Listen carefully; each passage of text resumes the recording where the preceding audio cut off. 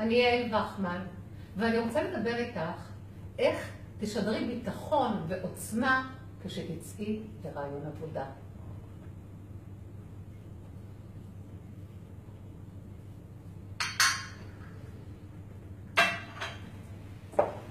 ראשית, לבשי שמלה שחורה, והקפידי על גרב מתאימה.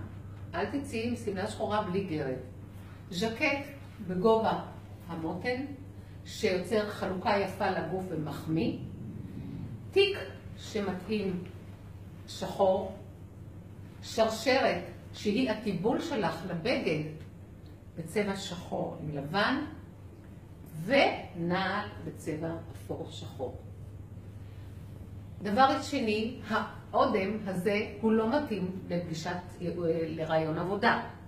אני ממליצה על צבע בהיר יותר ואיפור עדין מאוד. אם תרצי אחר כך לצאת לפגישה עם חברה, את יכולה לשדרג את אותו בגד עם נעל אדומה ותיק אדום. וכבר שינית את אותו מראה, אותו בגד, בשתי וריאציות. תודה רבה, יעל וחמן, סטייליסטית אישית.